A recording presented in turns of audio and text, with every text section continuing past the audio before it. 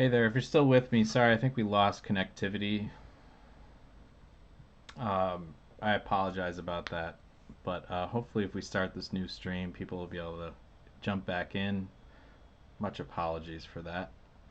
Uh, but I'll continue here just so people get a sense of what's going on. Um, we had started drawing this thing in 2 point perspective, and hopefully, people can find the new chat. But I'm going to continue here. Let's see if anyone else jumps back on. I apologize. There was no way to reconnect to that previous stream. But what we were doing is drawing into this office space here. So if you do jump back in, be sure to come up with new stuff. Let me just comment here.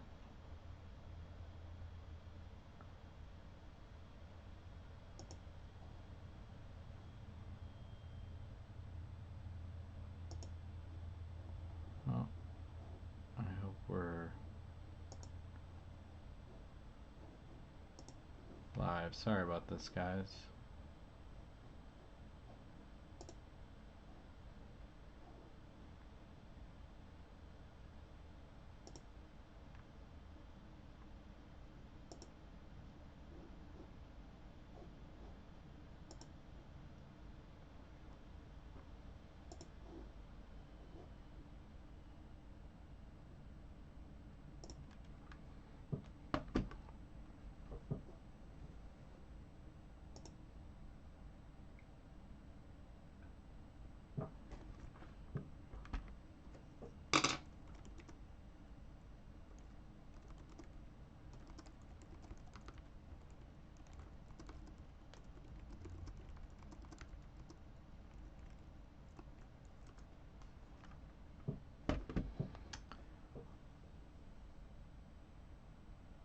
All right, so here we go. We're going to be doing a little bit more work on this drawing, and I want you guys to be able to see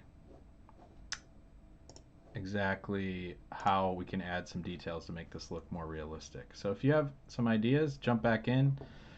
Sorry we lost it for a second there. I think there's just a lot of people online now, so let's take a look at this office. So something that always helps when you're doing something like this is deciding like your human scale. And it's a little bit hard to do, but since we set this desk about this size, that means if somebody's sitting here, maybe their chair is going to be about this high. And that means that their head will be about this big. Let's have this guy on like a laptop or something.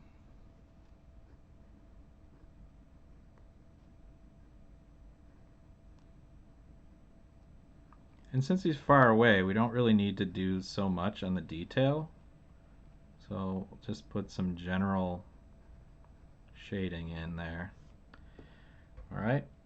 Now another thing to think about when it comes to your drawing growth is shading, right? Where is the light coming from is always the question you want to think about. Since we have the sun and it's coming through here, what's unique about the sun is that it has very straight rays of light and it casts very predictable shadows. So if you wanted to, there's a whole idea of like figuring out exactly where your shadows fall. And what's cool about this is we could imagine another vanishing point. It's really just where the light rays are coming from. If we drew a light line here from the center of the sun out here, we could predict that the shadow, like this would be catching some light over here and this would be somewhat darker. So using some shading, I'm not going to shade into the lights, but you can see that that is going to show a little bit more realistically on where the shadow is. Same thing on this corner of the room. We'll see where that shadow goes. Somewhere right here. Notice how I'm shading with the side of my pencil, using my whole arm.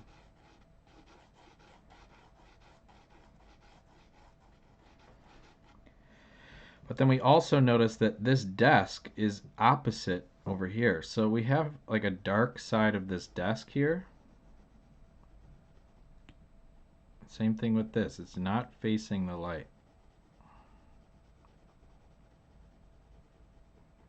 The top of his desk, since it's below the light source, might be getting a little bit of sun here. Okay, so I'm using the shading, and then also the desk is actually casting a shadow too. So using this way of thinking is going to really take your drawings to the next level. And you might notice like, okay, this isn't like the perfect shadow. Maybe it's a little bit darker near the edge here to show that this is transition. But for our purposes, this is a really great way to show some shading with a clear and established light source.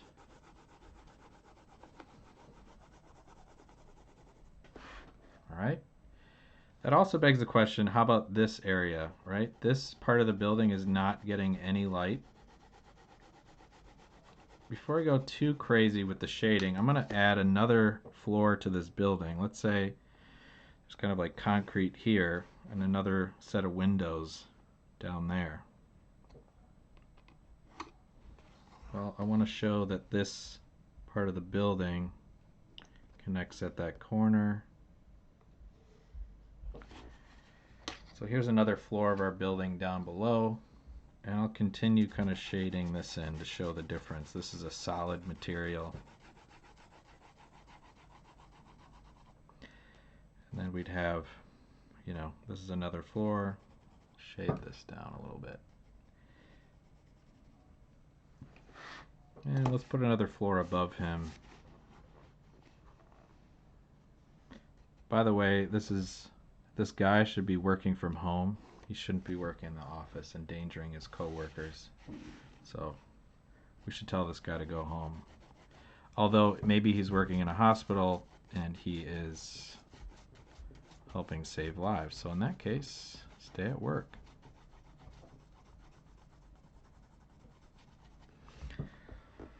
So do you guys see how we're able to predict some of these unique situations? And even with this very basic stuff, we can see the benefits of learning this style of drawing. What's even cooler is, and we don't think about this very often, but if you think about if there's like a sunny side of the street and a shadow side of the street, that's because buildings cast shadows too. We kind of forget about that because they're so big. But we can also calculate where that shadow of these buildings is going to go. So I'm using that sun almost like a vanishing point. I'm going to draw a line right across here. And from this back corner, right, we know that there's going to be a shadow cast across this intersection. Let's shade in some of these sides. This side is facing like directly away from here, so this is going to be a little bit darker.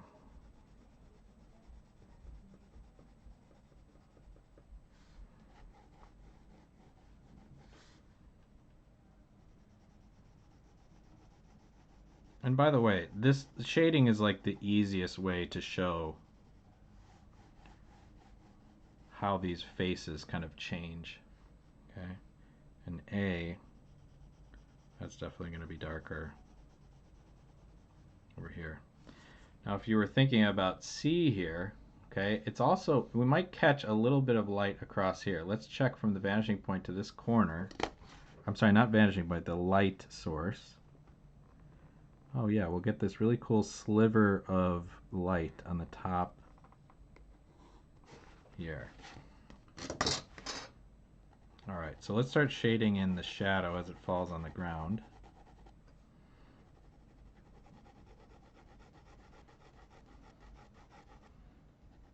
We didn't get to draw or shade in those other spaces yet, so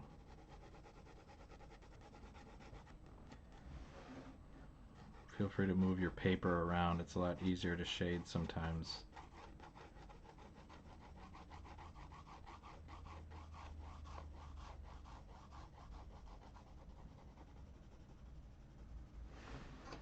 Okay, and then we have to shade this side of the building. I'm not going to make it quite as dark.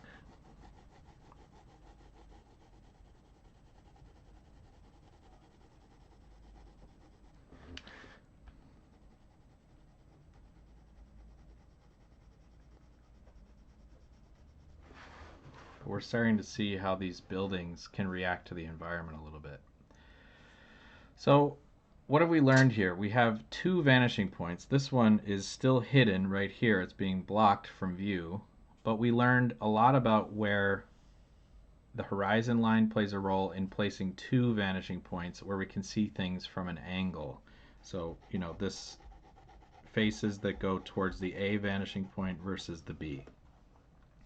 We also were able to create something that's closer to us. We can't even see the top or the bottom of this building because it's too close, right? That would be like if I took, this can and I put it directly up to the camera. You can't even see me, right? You can't see the top or bottom. And as it gets close or farther away, you can see more of the features. So what I've done here is hopefully explained how to use this stuff and apply it to kind of a unique situation. And we also applied the rays of the sun, which act similarly to a vanishing point. One last thing I want to show you, notice that I didn't take the buildings to this vanishing point. It's literally just for our light source, but it's something that you can apply to a lot of different things. Now I'm going to erase these two lines that I kind of missed earlier, and I want to just show you something about that shadow casting stuff. Let's say that I put in a like a light post here. I'm just going to make it simple. Okay, here's a light post. And I want to draw a couple of them down this path. So I'm going to take a line from the top and just lightly draw a line to it. That's the height of the light post. So I'm going to put another one here. And another one down here. So it looks like they're going farther away. But we'll make this look even more unique. So first off, I'm going to shade these relatively dark on the left side because they're getting shadow, right? The light's on this side. But I'm going to use the light source to then draw from the base of those things where it's going to cast a shadow. I think this will look pretty cool.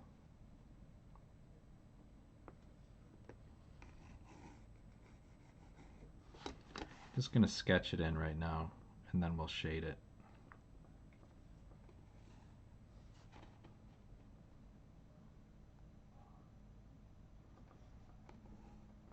Now the question is, how long do I make these shadows? You could use the same vanishing point to trim those up. So I know that the shadow is going to go to about here, which is even crazier. Okay, so let's lighten this up. Use that information to draw our shadows. So I'm just following this line.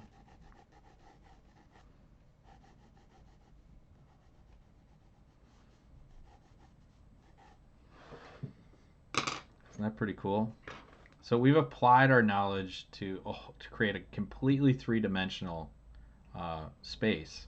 We've used some things about overlap. So for example, this building is overlapping. It's clear that it's closer to us based on how big things are, based on how close they are to our viewpoint, and then also something that's very large, right, is now appears smaller on the paper, than this building itself, right? They could be similar heights, but it goes outside of our viewpoint. So if you guys have any other suggestions, I'd be happy to, get any last requests in here. But I do want to talk about some things since we've kind of covered a lot of the geometric shapes. What about shapes that are a little bit more organic? Things that, when we say organic, they could be soft. They don't follow the rules of like this desk here, right? They have, soft edges like a plant or something. Well, that's where your artistic imagination has to plug in some of those variables. But I want to talk to you about clouds. Now, a lot of times when people draw clouds, they think of them as kind of like, something like this, cartoon character Problem with that is that they're flat. But what I want you guys to think about are clouds usually have a flat bottom. Okay? So if we were to simplify a cloud as a box, it might be something like this. If there's a vanishing point, right? It's a bottom, and the bottom has a shape to it. The backside or whatever, it applies the same rules. And if we think about clouds as boxes, we can start to think of how to shade them according to our light source. Now, I'm not going to be, well, let's think about a cloud up here from vanishing point A. I'm going to lightly draw these lines to make it easier on us. Let's just say we want the cloud to fit somewhere in here. It's kind of longer. I use my vanishing point to draw this shape. This might seem odd to you guys, but I think you'll like it. Okay, here's the bottom of the cloud. Now the cloud is going to go up slightly from the bottom, and we want to know, like, how do we draw this in? So I'll use this vanishing point here, and it's going to be inside this box that we create. But we can give ourselves hints on how it will be shaded based on that. And make that perfect. All right, now if I just had a box up here, I know that I have some shading to do, okay? This side is going to be dark. This side is going to be dark, but actually this bottom part is going to be light. But what I'm going to do is use this as a way to contain the cloud. I'm going to pretend like the bottom is this shape, and then it's going to go up over here and be like this. So the left side is going to be dark, the bottom is going to be light, and this front side is going to be dark to about here. So let's try to shade this cloud. I'm going to loosen up some of these lines so you can see this happen. All right. So here's our cloud, and I'm going to start by shading the side that's away from the sun. And if you think clouds are just pure white, think about a stormy day, or a day like today. It's kind of cloudy, at least here in Chicago. They get dark, right? They block light. So I'm going to just put some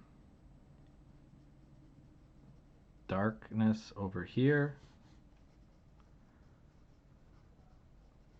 Right? But the bottom of the cloud is going to be nice and light. It might be softer, but we notice that this cloud over here is following the same rules as everything else. It's above here. Now, if the cloud was down here, we couldn't see that bottom and the light couldn't get to it. So again, this is a pretty small cloud, but let's put another one out here. I'm just going to draw the bottom part and just loosely do it over there. But we're going to keep the bottom is going to be light.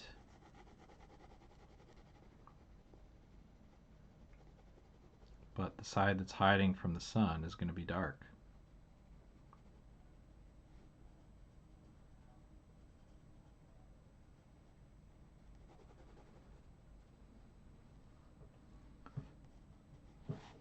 Right?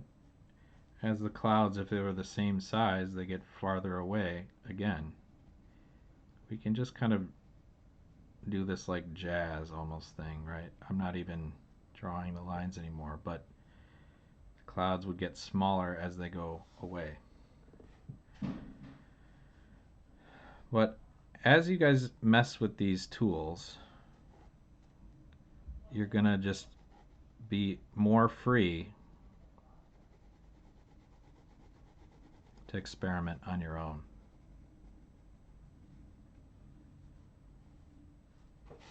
Let's see where that would be. About here.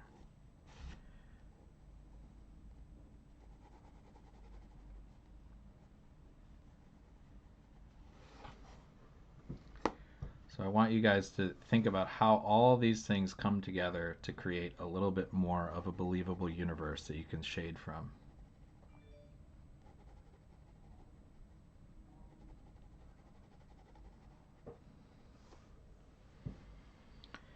So one last thing I'll kind of close with is a lot of people when they're learning how to draw put a lot of pressure on themselves to to be able to master all of these things. What I showed you today is literally like an overload of information. If you're going to be trying this for the first time, cut yourself a ton of slack. Go back to the basics and really limit your choices. Don't think about shading plus perspective if this is your first thing. I just want to show you some things to look forward to and the linkages between them. This takes years and years of practice to just feel really comfortable with. But honestly, though, the first, like if you, let's say you tried this 10 times, the amount of improvement you'll experience is like you'll get 10 times better for each thing. So if you do 10 drawings with 1 or 2 point perspective, you'll literally be like multiplying by 10 every time. It's exponential. So I want you guys to give yourself some time to practice this. And again, if you try it out, I want to see how it turned out. I can answer any questions you have on Instagram or follow up in the next video. But for future reference, I'm going to be doing these daily draw along projects throughout however long we have to stay indoors and protect each other from the spread of this virus. But the thing is, it's not an excuse not to be productive and creative. So I want to be here for you guys and be a resource. So if you have questions or you're excited about a new topic, again, I'm just kind of starting off with things that I know are fun to get started with and give you good results. But if you're really excited about a particular thing, you want to learn how to draw a specific car and how this might be something that can help you, I'm happy to even just like straight up do that project on the live stream. So please let me know, keep me in the loop, and I would love to help you guys out. But if you want me to just go, I got it. I can talk for hours. So again, I really appreciate you guys signing in. Be sure to like and subscribe and hit the notification button if you want to be alerted for the upcoming live casts. They'll happen usually in the afternoon between 2:30 and about 5:30, depending on my schedule. But there'll be predictably one at least Monday through Friday, and we might do some bonus features on Saturday, Sunday. Who knows? But I'll be here Monday through Friday helping you guys out. But in the meantime, practice. Don't be too hard on yourself, and I'll see you next time. Thanks for joining in, and I'll see you soon. Thanks.